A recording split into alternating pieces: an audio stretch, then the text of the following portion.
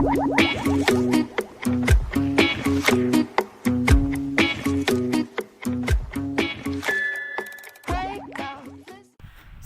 pagi pemirsa, seputar info kembali hadir di sela-sela aktivitas Anda bersama saya, Wafik Aziza, yang akan memberikan berita-berita terbaru dan teraktual. Pemirsa, ledakan gudang kembang api yang terjadi tadi malam di Sumarende, sebuah kecamatan di Banyuasin. Ledakan tersebut membuat warga setempat gempar. Menurut Badan Penanganan Keadaan Darurat Daerah atau BPKDD, ledakan yang terjadi tepat pukul 20 waktu setempat bermula dari sebuah toko dan gudang kembang api di kawasan Platuk, Sumarende. Banyak warga yang menyaksikan kejadian tersebut secara langsung, karena gudang kembang api tersebut terletak di daerah pemukiman padat penduduk, dan itu juga yang menyebabkan tim SAR kesulitan dalam mengevakuasi dan mencapai lokasi kejadian. Karena ledakan cukup dahsyat sehingga 4 mobil pemadam kebakaran pun kehabisan air saat beraksi. Kejadian ini juga mengakibatkan 2 orang tewas dan 19 lainnya luka-luka. Korban-korban tersebut sedang ditangani oleh petugas Palang Merah. Diduga korban luka paling parah menderita luka sobek di bagian kaki karena melompat dari jendela rumahnya untuk menghindari kebakaran. Namun, saat ini sejak datangnya tambahan air untuk pemadam kebakaran, api sudah dapat dikendalikan. Ya, kembang api yang biasa menjadi hiburan juga bisa menimbulkan bahaya yang sangat luar biasa. Maka dari itu, saya mengingatkan kepada pemirsa semua untuk selalu berhati-hati dalam menjalankan segala kegiatan Anda. Karena hal-hal yang tidak diinginkan bisa datang kapan saja, di mana saja. Demikianlah yang saya laporkan saat ini. Wafik Aziza dan segenap kru yang bertugas undur diri dan terima kasih.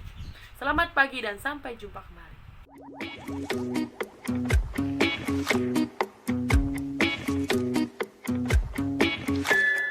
Wake up, listen up, smell the coffee. It's yourself holding on you.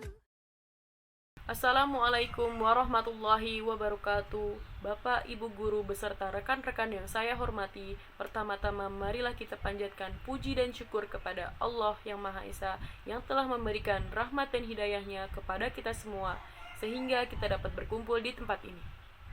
Saya ucapkan banyak terima kasih atas kesempatan yang telah diberikan kepada saya untuk menyampaikan sebuah pidato yang berjudul Pengaruh Internet Terhadap Remaja.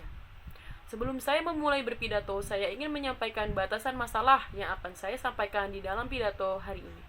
Yakni diantaranya pengaruh internet terhadap remaja dilihat dari segi positif dan dari segi negatif.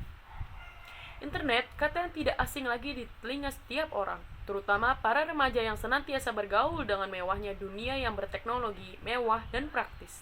Internet bisa didapatkan dimanapun kita berada, dengan bermodalkan telepon seluler yang memiliki koneksi internet.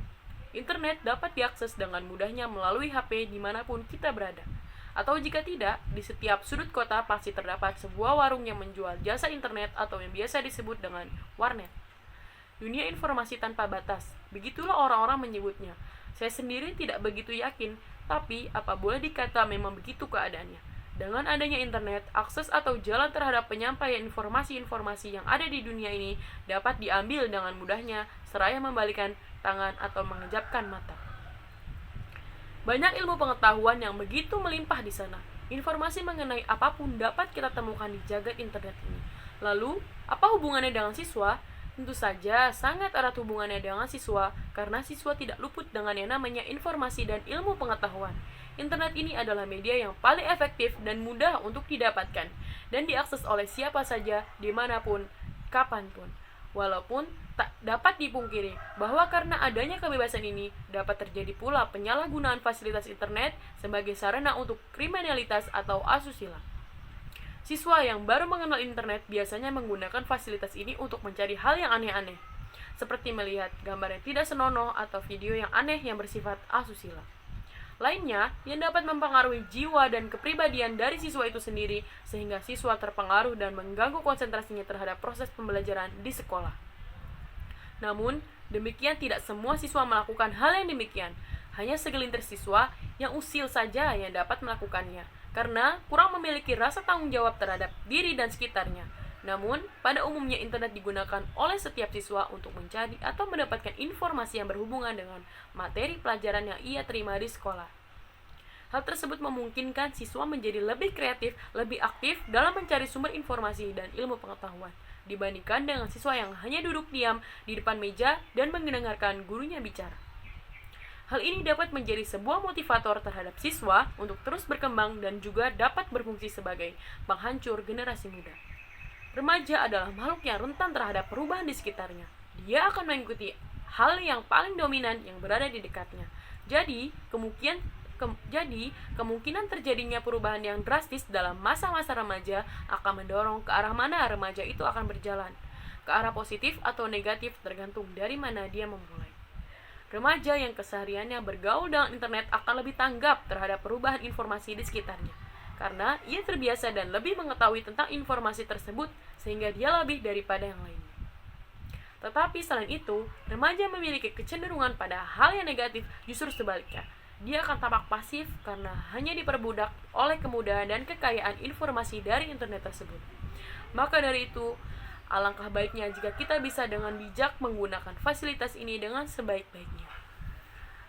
Dalam hal yang positif demi kemajuan diri dan pribadi kita.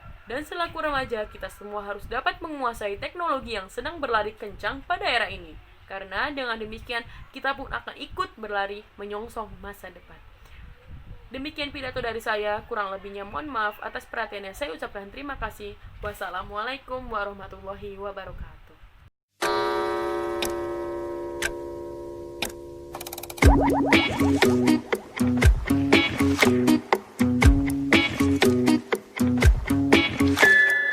Wake up, listen up, smoke a coffee. Selamat pagi pemirsa, Anda menyaksikan Headline News kali ini. Saya akan memberitakan berita kemacetan lalu lintas yang kerap menjadi masalah utama bagi kota-kota besar di Indonesia. Tidak terkecuali kemacetan di daerah Jakarta menuju Depok yang menjadi langganan kemacetan. Pada hari biasa, volume kendaraan sudah tampak memadati daerah ini, terutama pada saat libur panjang awal tahun. Dari arah Jakarta menuju Depok, volume kendaraan tampak semakin meluap. Kemacetan tidak hanya terjadi di jalan-jalan besar, tetapi juga terjadi di Jalan Margonda Raya dari arah Jakarta menuju Depok, Jawa Barat. Kemacetan kali ini disertai dengan hujan deras yang mengguyur daerah Depok dan sekitarnya. Mulai pagi tadi menyebabkan banjir di sekitar Depok. Tak terkecuali di Jalan Margonda Raya, Depok, Jawa Barat. Ini berdampak pada kemacetan yang terjadi semakin parah dari arah Jakarta menuju Depok. Kemacetan di daerah ini sudah menjadi langganan dan menjadi masalah utama bagi pengendara roda 2 maupun roda 4. Dikarenakan kemacetan ini menghambat aktivitas masyarakat sekitar, terutama di pagi hari. Apalagi sekarang ini sedang musim libur panjang akhir pekan awal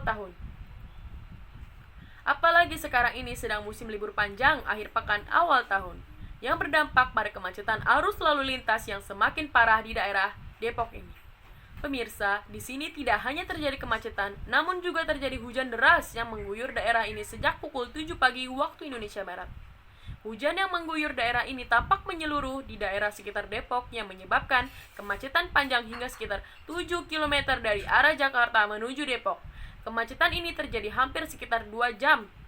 Hujan juga sempat membuat jalan Gama Setia Komplek Pelni, Depok tergenang banjir hingga ketinggian 30-40 cm. Banjir ini disebabkan karena Sungai Kalibaru meluap. Hujan deras juga menyebabkan jalan sekitar Depok berlubang dan mengganggu para pengguna jalan, terutama sangat berbahaya untuk pengendara roda 2. Kemacetan terparah terjadi mulai dari flyover Universitas Indonesia hingga lampu merah perempatan Jalan Juanda. Ini terlihat dari volume kendaraan baik roda 2 maupun roda 4 yang memadati jalan ini sejak pagi tadi. Jadi, untuk Anda para pengemudi baik roda 2 maupun roda 4 yang hendak berlibur maupun sekedar melintas di daerah Depok, Jawa Barat untuk memilih jalur alternatif lainnya. Karena kemacetan ini diperkirakan akan berlangsung hingga siang nanti. Sekiranya hujan reda dan air yang menggenang di daerah sekitar Depok berangsur-angsur surut. Pemirsa, demikianlah Headline News hari ini. Anda dapat mengikuti perkembangan selanjutnya dalam Headline News 1 jam mendatang. Saya Wafik Aziza, undur diri dan sampai jumpa.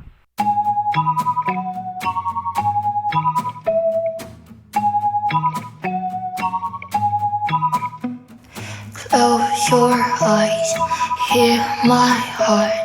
You can see